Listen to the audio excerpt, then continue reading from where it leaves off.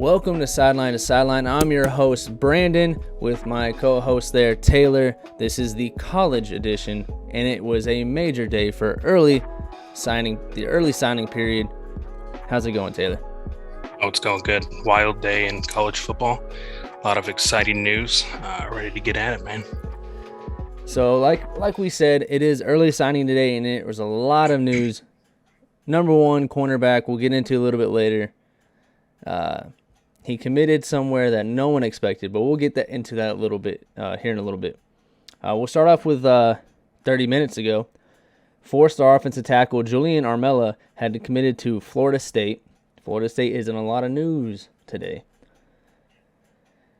And then we go into four-star cornerback Marquise Groves-Kilbrew, who flipped his commitment from Georgia to Texas A&M. I'm assuming he flipped his commitment after he saw Everett and Singletary commit. Those are both the second and fourth ranked cornerbacks. It looks like he's going for playing time. Texas A&M has had a loaded recruiting class so far. And then he didn't sign today, but five-star offensive lineman Devin Campbell was down to two schools, Oklahoma and Texas. Texas has also had a really good day, but I know you as an Oklahoma fan, you're looking to shore up them trenches. As you guys also got Nick Evers, four-star quarterback, and four-star wide receiver Jayden Gibson, both very talented players. I'll let you talk on them if you'd like. I don't know if you're excited there, Taylor. I'm actually really excited. I mean, after everything that went down with Lincoln Riley's departure, all the transfers, decommitments, really put a strain on the entire program itself. And to see these high caliber players still wanting to come to Oklahoma after we got a new coach, I mean, any football fan is going to be excited about that. I mean, we're getting some really good players considering what happened. Gibson is going to be an absolute star at Oklahoma. He's big and fast, man. He is big and fast. I'm thrilled to watch him because 6'4". Oklahoma, no matter who's at head coach, we are an offensive power. It doesn't matter who's coaching. We're going to be amazing. I can't wait to watch these kids go out there and play. I mean, with all the news that came out with Lincoln Riley, like I said, I was really bummed because I started seeing all these players just drop, all these players enter the portal, and I was like, this next season is just going to be a train wreck. But after today, I've got some hope, man. It was a good day. I'm excited. It was a good day. I've got hope. Ohio State had a decent day. However, they did lose five-star cornerback Terrence Brooks. He flipped to Texas. Again, we talked about Texas earlier, a second ago, saying that they had a big day. They indeed had a big day. Four-star safety Azare Thomas has committed to Florida State. He's one of the top safety commits. So Florida missed out on the top cornerback. Again, we'll talk about it here in a second. But they still kind of recovered a little bit. And hopefully they can keep on the recruiting trail as February comes along for the National Signing Day. And then we have another safety, Kayon Sab, committed to Michigan. Michigan's loading up there. And then four-star defensive lineman, Quincy Wiggins, the number one defensive lineman in all Louisiana, commits to LSU, decides to stay home against Alabama and Florida. Some people had maybe a Florida lean, but he decided that Brian Kelly was the coach for him. He said he had good talks with Brian Kelly and that it was just best for him to stay home. So we wish Wiggins well. We know he is going to dominate. And four-star tight end Jake Johnson, brother of Max Johnson, the former LSU quarterback who's in the transfer portal right now, and the son of Brad Johnson, the former NFL quarterback, has just committed to Texas A&M. And Texas A&M, they got a Nye White, who's one of the top defensive linemen. We talked about Walter Nolan a few weeks back. They got Evan Stewart. Texas A&M is currently, I believe, ranked number one. I mean, you can correct me if I'm wrong. They're number one. Nope, they're number one, right above Alabama. Yeah, they have lit it up on the recruiting trail. And in my opinion, Alabama should watch out. Is there anything about Texas A&M that might scare you outside of these recruits? Everything about Texas A&M is scary. I mean, you watch them this past season or this current season, they've been good, man. They beat Alabama. I mean, beating Alabama with what you have now and then adding these star players back to back to back to back like this, and beating Alabama in their recruiting class, that's scary. I don't know if Alabama's on the fall now, like they're not going to be that team anymore, and Hey, maybe you Texas watch the A&M comes TikTok. in. You watch the TikTok. They got that big boy from Pop Warner. That's in a couple years, Alabama might be back once that kid's signed, but Yeah. as of right now, Texas A&M's looking scary, and they might be coming for Alabama. Yeah, and I would agree. I think at this point, because Texas A&M's quarterback just entered the transfer portal, Max Johnson would be a nice fit. I don't think he's an elite talent at quarterback per se. Just watching him from LSU, he kind of struggles with decision making. He's not bad. I don't know if he's great. A name that could be out there, I know Emory Jones has struggled this season. He just announced that he entered the transfer portal from Florida, but he has a 70% completion percentage, even if he struggled. I mean, it could just be a bad fit situation. Florida wasn't a good fit for him. Dan Mullen wasn't that great of a head coach. So who knows? They could dig into the transfer portal, or they could find their quarterback come February when National Signing Day actually comes around, outside of their early signing day. That'd be my take on Texas A&M. Just simply, I think they're a quarterback away. I mean, there's possibility they get Zach Evans, which I would. What else can you do? Everybody give up, man. So those are kind of some of the big names we talked about. Caden Curry committed to Ohio State, big time defensive lineman. They kind of continue that defensive lineman tradition when they had Joey Bosa, Nick Bosa, and I dip my tongue. He's on the Redskins. Chase Young. There you go. There we go. Sorry.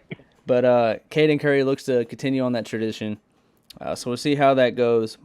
For more recruiting news, if you guys would like more update, follow our Twitter. We are tweeting nonstop about these updates for these recruits. We're going to go into some bigger names here that we're just going to kind of focus on. In Travis Hunter, right?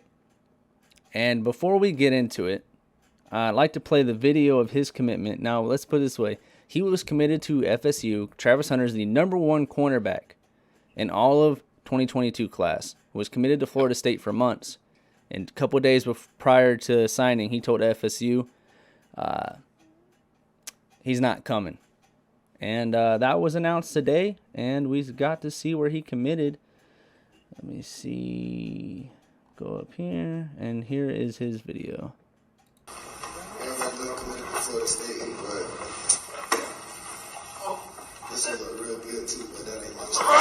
don't know if the video has sound, but he just picked up the FSU hat and threw it on the ground, and then he picked up Jackson State's hat and put it on. He committed to Deion Sanders and Jackson State HBCU, a smaller school over FSU. So that's pretty big. I mean, Taylor, you got any thoughts and opinions on it? I'll let you kind of take the wheel here.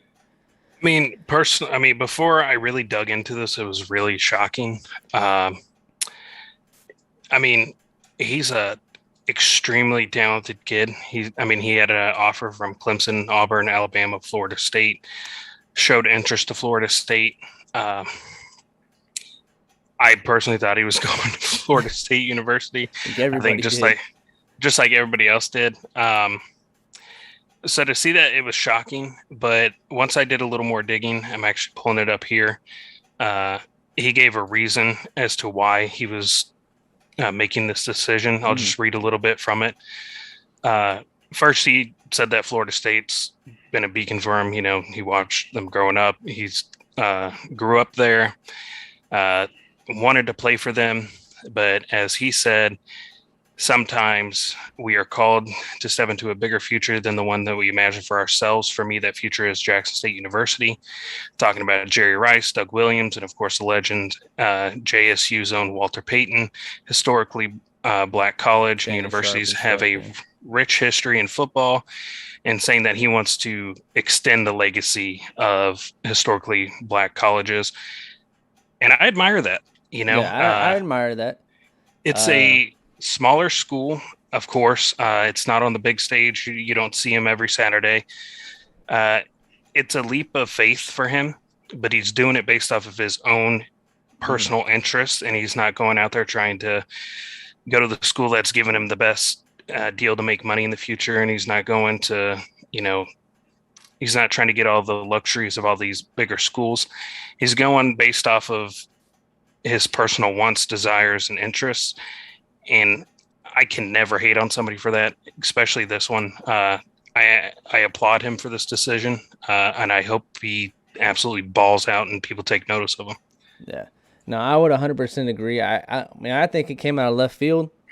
Absolutely did, yeah.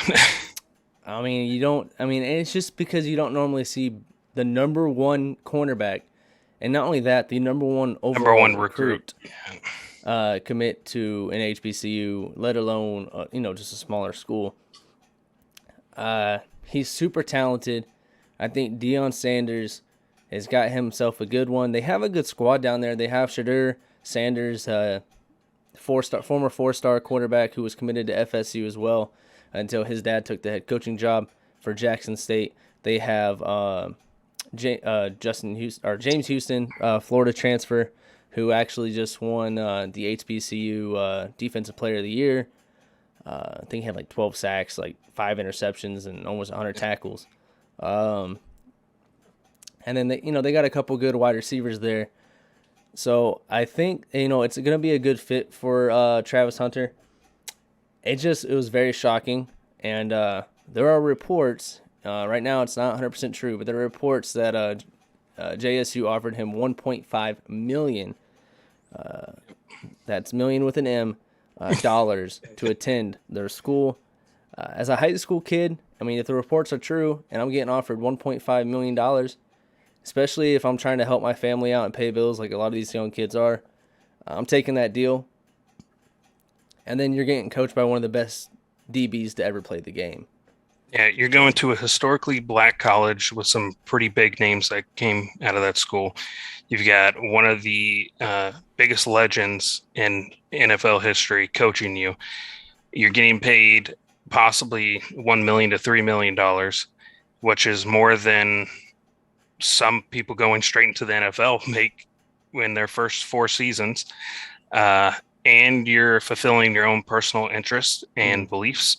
That's a win for him. I would personally take that too. I would skip out on these big schools and I'd head there as well. So, well, with Travis Hunter flipping to Jackson State over FSU, FSU fans are in a blunder right now. We got some fans saying that Deion Sanders should never be allowed back on campus again, that he is a traitor to Florida State, being that he's an alumni and he took away their top prospect from them.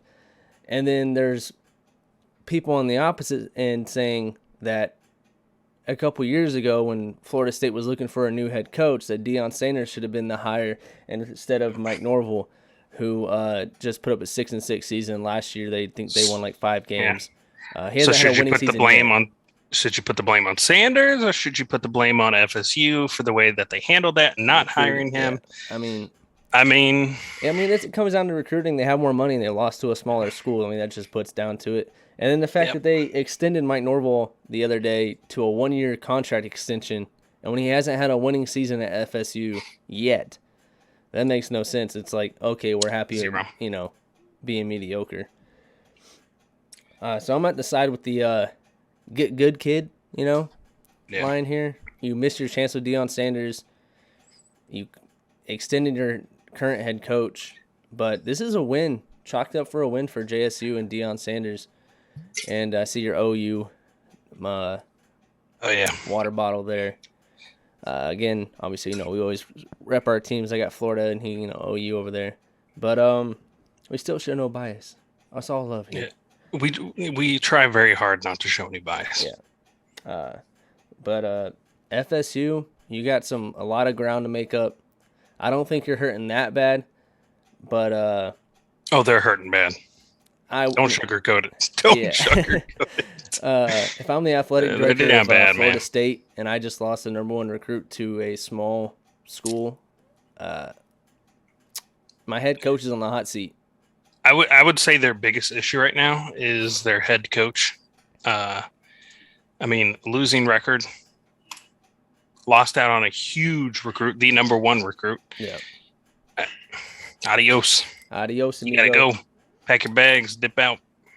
With that being said, we just talked about his 1.5 million. What are your thoughts on the new NIL kind of deals? It's kind of like, to me, it's kind of like whoever has the most money, whoever offers up the most money. You're like buying these players. I don't know. What's your opinion on it? And then I'll rebuttal. All right, so I got two sides to this. I've always thought that these players should get paid in some fashion because the $1 million? No. Look, the NCAA is a $1 billion corporation, essentially. These kids go out there and put their body on the line. They're studying and playing football. They got no time for anything else. Their namesake, their image, their highlights, everything is property of the NCAA. These kids are deserving of some money. All right, I 100% they do deserve to get paid. I would agree there. It's pretty much taking kids from high school saying, hey, we'll give you school and an education and a platform to possibly go to the NFL, but we're going to make millions of dollars off of you and we're not going to give you anything. Yeah. That's you can't do that, so I get wanting to pay them. Now, $3 million? Before he's even played it down, I mean, he could be a bust, and this is why I'm saying it's a little much. I'll bring up one example as to why I think you shouldn't be paying him out this much money. Spencer Rattler got a deal when he was playing for Oklahoma this year. I think it was Dodge Ram. He got 2 Ram TRXs. Dodge Ram. Completely decked out, blacked out rims, you name it, whatever. And then he got like $1 million. He's no longer at Oklahoma. He got benched this year, and last year. And now he's no longer playing for Oklahoma. He's playing for South Carolina now. I mean, that flipped up on him real quick, So I don't think they should be investing this much money in these kids.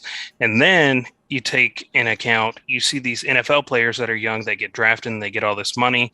What do they go do? Reckless, stupid things.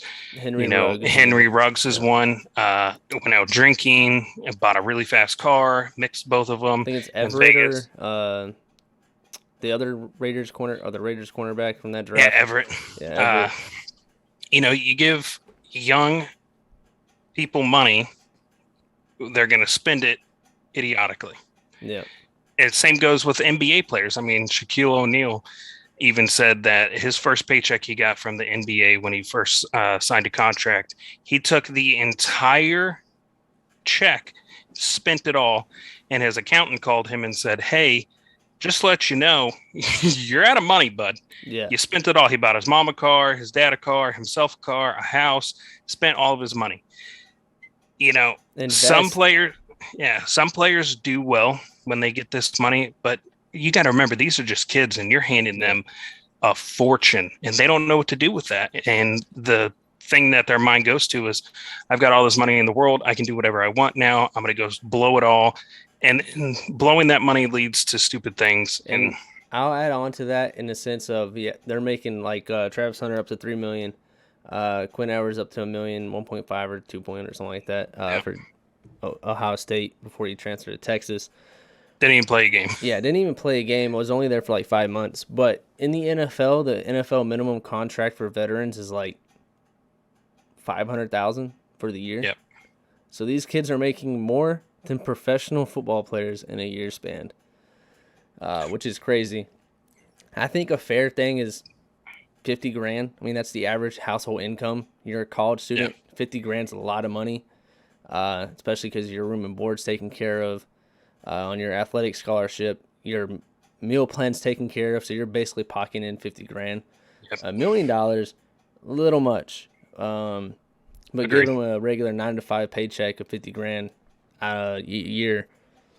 I don't think that's that bad compared to. Yeah. And you're not losing out. If they turn out to be a bust or they turn out to transfer it, it's $50,000, but you're a multi-billion-dollar industry, so it's not really hurting your pockets too much.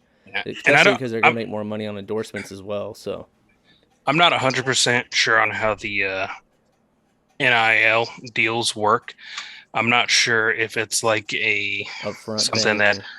Well, I'm not sure if all players get it, but if this is how I see, this is how I think things should go. You should have a lump sum of cash that gets distributed throughout the entire team. Your starters, of course, get more. Your secondary gets, or your second string gets a little less, and third string, and so on, and it trickles down. From what I'm seeing the star players, the wide receivers, the quarterbacks, the cornerbacks, they are getting paid. Then these offensive linemen and defensive linemen are not. Yeah. These offensive linemen who take a beating, and if you've never been in the trenches as an offensive lineman or a defensive lineman, you get beat up. Right? Fingers get twisted. Left tackle in flag football. Yeah. I know. You get your head cracked. You get collarbones cracked. I mean, it's brutal. They're taking the brunt force of every single play. Where's their money? You know, they may have some deals that we just don't hear about, but from what I'm seeing, it's only the star players. No, they're not getting paid. So, like, the NIL kind of works, from my understanding, is basically if I'm a company, I can come up to whatever player I want and offer them X amount of money. And obviously, if I'm a big-time company, I'm not going to walk up to an offensive lineman or a kicker or a punter or X and Y and Z. So I can go, oh, you're the starting wide receiver, but I want the starting quarterback. You're the starting quarterback, $5 million. And then say the backup wide receiver, the starting wide receiver, the starting offensive lineman, I don't have to offer them nothing. So they could, you could be sitting next in the locker room next to a millionaire, and you're sitting there still struggling. To put ends meet. I mean, your school's paid for it, but that doesn't mean that you got food on the table at home or your rent's paid.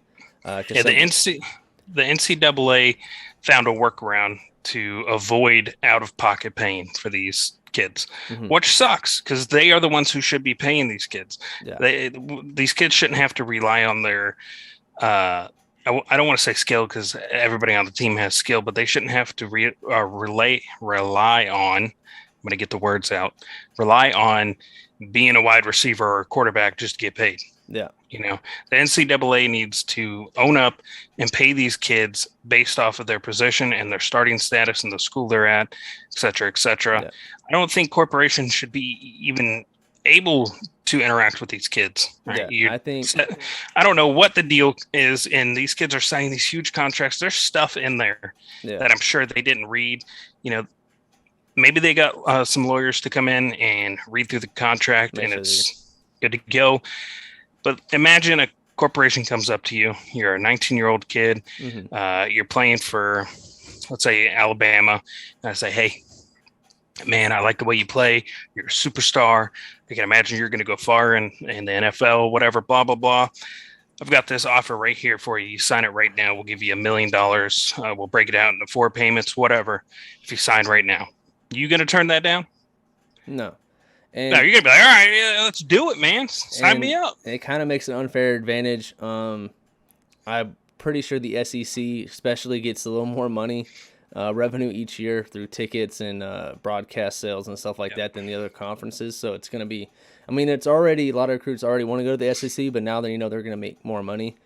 In my personal opinion, like you're saying for the NCAA should pay it out, but like have it to where like it's just D1 gets starters get paid, again, I would say $50,000, and then it trickles down from there, a set amount. D2 players get paid, I don't know, they're Division 2, so say like $10,000, right? That's not a lot of money compared to D1, but there's a huge skill gap. And then D3, minimum wage. I don't know. Sorry, D3 players. Kind of get lost in the hustle there, but kind of just like a set pay. So like USC, like the Trojans, can't pay more than the Alabama Crimson Tide for each player. So it's an even playing field. Because to me, this impacts recruiting. Recruiting back in the day used to be, this is as a recruit, you're looking for playing time, good coaching, and academics. And then it kind of shifted into who can give me more money. Yeah. And if playing time kind of plays a part, but if if you go to Alabama as a 5-star recruit, there's a good chance you have 10 other 5-star recruits ahead of you on the depth chart. Do you deserve $1.5 million when your 5th string 5-star and 4th string 5-star didn't get that chance to get the NIL? And because he was a big time recruit coming out of high school, but NIL wasn't a thing when he was coming out. I mean, I don't know. And then it kind of forces these coaches to be like, I have to play this kid. He's not as good as this 3-star recruit. Because, listen, the stars don't matter when you get to college. It's whoever works harder. So, I mean, imagine being a 3-star recruit and working your butt off and playing better in games compared to the 5-star counterpart. But the coach goes, we're paying this kid $3 million. There's nothing I can do. I have to play him, even though that 3-star recruit's playing way better. Yeah. So, I mean, to me, that's a conundrum on my own personal beliefs there. Can I branch off of this? It really doesn't follow suit with this, but it kind of does. I want to talk about the transfer portal real quick, since we're talking about the implications of the NIL deals. Yeah. I don't know what has to be done to enter the portal, or if there's even any restrictions on the transfer portal. I know there isn't anymore. They got rid of them a few years back. I mean, it used to be you have to wait 1 year. If you enter the transfer portal, you have to wait 1 year before you can play again. Yeah. So it just seems like, things aren't going the way I pictured in my head when I, signed up to play here. I'm dipping out. If I'm an NFL executive and I see a kid who's like, oh, well, I got benched because I'm sucking, I'm going to go play for this other school. Like, I'm not going to draft you. You just hop ship. What happens if we draft you? We have a really bad first season. Are you just going to give up on the team, request a trade? Where's your mindset at? Like, these kids, I mean, literally, this is the most active I've ever seen the transfer portal since it's been a thing. Yeah. I cannot, for the life of me, remember a more active transfer portal season. I mean, and it's getting ridiculous. Bo Nix. Yeah. What are you doing? And then Tank Bigsby, the running back for Auburn, entered it, but then he decided to stay at Auburn. So Chris Bogle of Florida went to Michigan State. I mean, it's. Yeah, I think they need to implement some rules into the transfer portal. Maybe bring back the 1 year. I say half ineligibility, or half a season, or I don't know. Maybe you have to put in an application. It has to be approved or something. I'm not sure, but they have to do something to fix this because right now it's too loose-ended. I don't know. I don't know what it's going to bring for the future of college football, but I foresee it not being a good. Here's an idea, right? Just came up with this. Hear me out. You have option A and option B. You got 2 options when entering the transfer portal, wherever you transfer to. If you decide option A, which is immediate eligibility, you lose 1 year of eligibility remaining. So if you have 2 years remaining eligibility for college football playing-wise, and you decide, I want to play immediately this year, now you only have that year.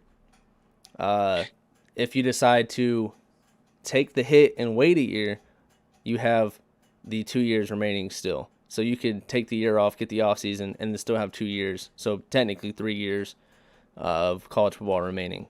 But see, that still leaves it open for players like Spencer Rattler. After next season, he's going into the draft. That's almost 100%. Yeah, but it's still kind of. I mean, I get that, but it's still kind of. So he's still hopping shit. He's dipping out and he's going to a different school. He's like, all right, I lose a year of eligibility. I don't care because I'm going into the draft.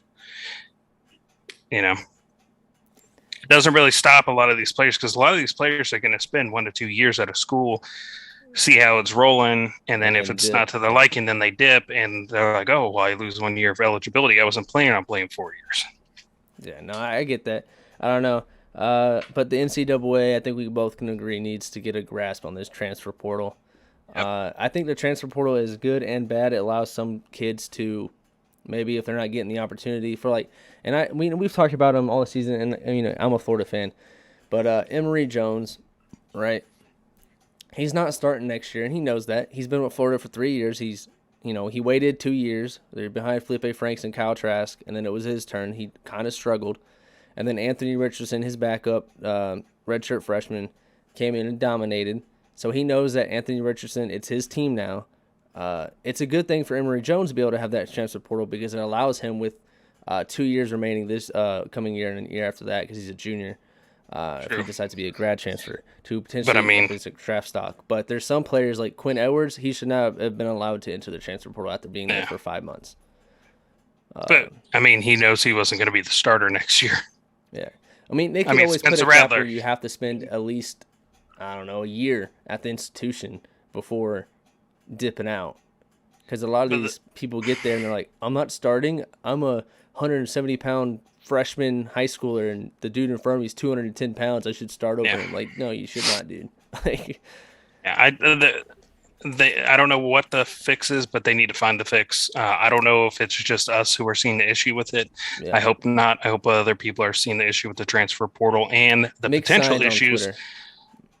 And the potential issues with the NIL deal and the implications in the future for that, because this is new to this year. So we don't really know what's going to happen with the NIL. You know, we don't know the long-term facets of this new thing that they put in.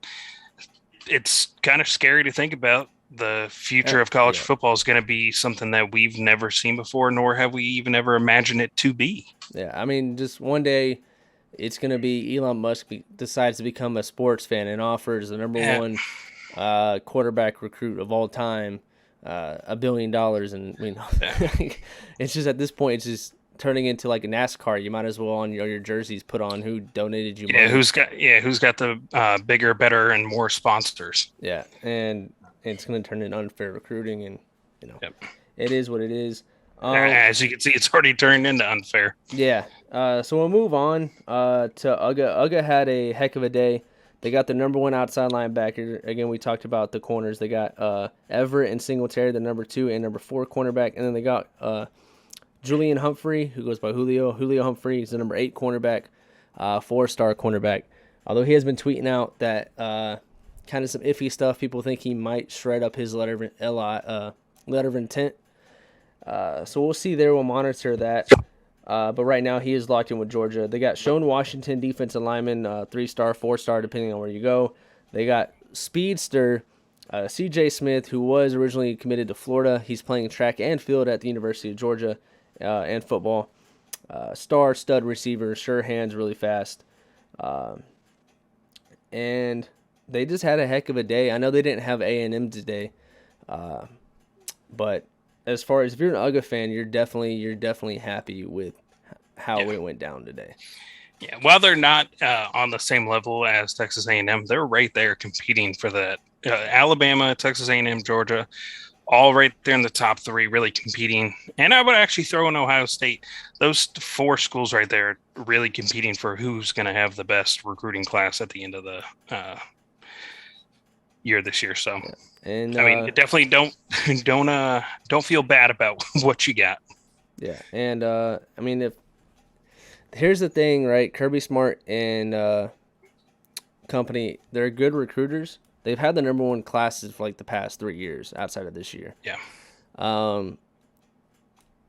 But every time it comes to playoffs or big time games, they seem to struggle. They got all the talent in the world, so. Yep. I mean, I don't know. I mean, you can be talented, but if you're choking when it comes to the playoffs, I mean, I don't think the Georgia Bulldogs are going to win the championship anymore. At the beginning of the season, I thought they would. No. So, again, I always say they're like the Cowboys, you know. They haven't won anything since like the 80s or 90s. And come December, they start to choke. So we'll see what they do with this class. It's a really, really good class. And they do still have a pretty solid team, but jury's still out on them as far as development of talent. And then we go on to Michigan State. Michigan State had a big day as well. They got a bunch of big-time recruits. We just talked about Chris Bogle, who's defensive end. He entered the transfer portal from Florida. He will immediately start there. They got Antonio Gates Jr., who's a wide receiver. And, yes, he is the son of Antonio Gates, the future Hall of Fame tight end from the San Diego Chargers. Big-time get. And the head coach, Mel Tucker, honored the late Tate Myre. And we're going to watch that video here. And let's watch it now. Myre, as the first Spartan dog of the 2022 class. A Spartan dog is defined not by the plays they make on the field, but by the character they exemplify, the leadership they bring to their team and their community, and for extraordinary individuals like Tate Myre, their heroism. Tate is and always will be a Spartan dog. Tate Myre had an unmatched work ethic, athleticism, and love for his teammates. He had a passion to one day play for Michigan State. This passion was paired with an unstoppable drive and follow-through to get there. Tate's consistency on and off the football field elevated everyone who knew him. Our hearts go out to the families and loved ones of Hannah St. Juliana, Justin Schilling, Madison Baldwin, and Tate Myre. And we will continue to support the Oxford community anyway. All right. So that was Mel Tucker, the head coach of Michigan State. Tate Myre was a linebacker who was committed to, I believe, Kent State. He was the one who stopped the gunman up in Oxford, Michigan, from killing all of his school. And everyone knows that shooting from national media. So we pay our respects to Tate Myre, and may you rest in peace with the other students that also passed away with you. And our hearts go out to Oxford, Michigan in your time of grieving. Going on to that, Mel Tucker, who put out that heartwarming video to honor him as he always wanted to be a Michigan State player. I think he's earned his contract extension, very much so. He's had a top 20 class every year he's been there. Michigan State just keeps getting richer. They had a good year this year, and I think next year is a year to watch for them. And then we go on to the number one recruiting class, Texas A&M. Taylor, I'll let you take this one away if you'd like. Well, I pull up. Texas A&M, I think let's see. Pull it up here. I mean, they just went out and just swept the entire field. They got the number 2 player, number 5, 6, and 7 and 8. Yeah. I mean, White was a really good pickup for him. Lucas was a great pickup. Johnson, Dewberry. I mean, they just went out and swept the field. I've got nothing bad to say about them. You guys, I don't know what's going on at Texas A&M. I mean, they had a really good season out of nowhere, especially in the SEC. Yep. They got a lot. I think they had a couple of transfers that came out of nowhere that I wasn't expecting either. Mm-hmm. And now they come out here on early signing day and they just sweep the field again. Something's in the water, or they're paying out the ass to these kids. Either way, congratulations, because if you asked me who was going to have the best recruiting class at the end of this year, it definitely wasn't going to be Texas A&M. I'll tell you that much. Yeah, and I agree. I think, again, there's something in the water in Texas A&M. I think that they are one all-star, not even have to be all-star, mid-caliber quarterback that can just play quarterback. I'm not saying they need to be flashy. Kind of like a Chad Pennington of the Jets and Dolphins. With all those players that they have, they don't even need like a mediocre. They could have an absolute trash quarterback and they'd be good. So I think they're very talented. I'm excited about Evan Stewart, Walter Nolan, and they got a Nye White. That defensive line is going to be insane. Absolutely disgusting. And just watch out for Texas A&M. You heard it on Sideline to Sideline. Texas A&M is a force to be reckoned with. Watch out, Alabama. In the future. Watch out, Alabama in the SEC West. And then we go on to our bowl game predictions coming up. We'd like to thank you guys. Like I said, if you like more recruiting news, please follow us on Twitter. We are currently updating anytime a recruit commits. We are putting it out there into the atmosphere and letting you know firsthand. As soon as we learn it, you learn it, where they go. So if we haven't talked about maybe a recruit that on the show that you wanted us to talk about, we probably talked about them on Twitter today. So go check us out there and add us in our mentions. We'll talk about them next episode. We'll make sure we bring them up. Yeah, and if you think there's somebody out there who's not getting the recognition they deserve, and maybe they didn't get the offers you think they should, let us know. We'll try and get some of their highlight tapes, dive into their stats, and see what's going on. For sure. All right, so let's get into these bowl games. We're going to get into quite a few of them today just to get into the next Wednesday, up to next Wednesday's games. So I'm going to ask you, and you're just going to tell me how it's going. We have Mtsu versus Toledo. I'm going Toledo. All right. Then we have the Tail Greeter Cure Bowl with North Illinois versus Coastal Carolina. Coastal Carolina. All right. Then we have the roofclaim.com Boca Raton Bowl. These got some weird names. Western Kentucky or App State. App State's a good school. I'm going App State.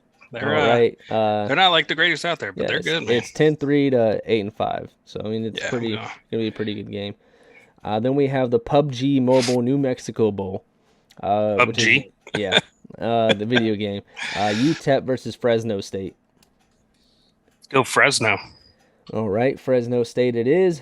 I'm gonna go UTEP here. I think UTEP. Yeah, I figured you would. Because Fresno State's quarterback just left. So. Fair enough. And then we have the Radiance Technologies Independence Bowl, which is UAB versus BYU, number 13 BYU. I'm going BYU. That's an easy one. Yeah. And then we got the Lending Tree Bowl, which is East Michigan versus Liberty, both 7-5. I'll go East Michigan. East Michigan.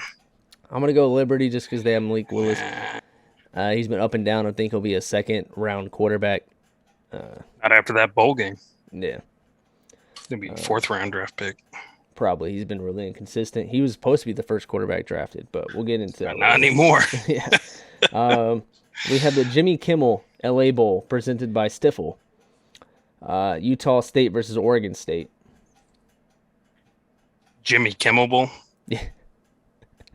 Yes, the late night. What are we doing? What are we doing? Seriously, what are we doing here? The Jimmy Kimmel Bowl? Like, come on. My man just said, I want a bowl game after me, so I'm going to do it. Golly, man. What were the options? Utah State, Oregon State. I'll go Utah State. All right. I don't think the Beavers got it in them. All right. Then we got the R+L Carriers New Orleans Bowl. Number 23, Louisiana Lafayette Raging Cajuns, 12-1, ranked number 23 in the nation right now versus Marshall. Let's go with the Raging Cajuns. Yeah, the real University of Louisiana. Yeah. Yeah, do it for the culture. All right. Thanks for Raging your coach, Cajuns. by the way. Yeah. The Myrtle Beach Bowl presented by Tax Act, which is Old Dominion versus Tulsa. I'm going to go Tulsa. Got to keep it close to Oklahoma. Okay. Then we got Kent State versus Wyoming in the famous Idaho Potato Bowl. That sounds like Wyoming. Something off a menu. Yeah, off of KFC's new hidden menu items. Yeah, and then you got UTSA versus San Diego State. UTSA was once ranked. They are not, but they are 12-1 with San Diego State being 11-2. And the Tropical Smoothie Cafe Frisco Bowl. I'm going with the almost undefeated team here who let us all down and crumbled all of our dreams. I think they're going to win it. Was that UTSA? Yes, they only have one loss. Yeah, they should be top 4. Yeah. That concludes our bowl games for this upcoming week. Next week, we'll get into Missouri, Army, UCF, Florida, and the rest of the bowl games for that next week's episode. We thank you guys for watching, and like always, make sure you hit that subscribe button and turn on the notifications. Follow us on Twitter, follow us on TikTok, and make sure you follow our socials. And again, if you comment, we will bring it on the show. And if we miss somebody that you wanted us to talk about, maybe it's you. Maybe you're a high school recruit saying, hey, I go to a small school and I don't get as much coverage. Can you please help me out? We'll be glad to talk about you on your show, break down your film, and hopefully get you recruited a little more. And we'll put you out on the Twitter sphere. Yep. Get you out there. Again, we thank you guys. Please subscribe. And much love and Merry early Christmas from Sideline to Sideline. I am Brandon, and this is Taylor. And see you guys later.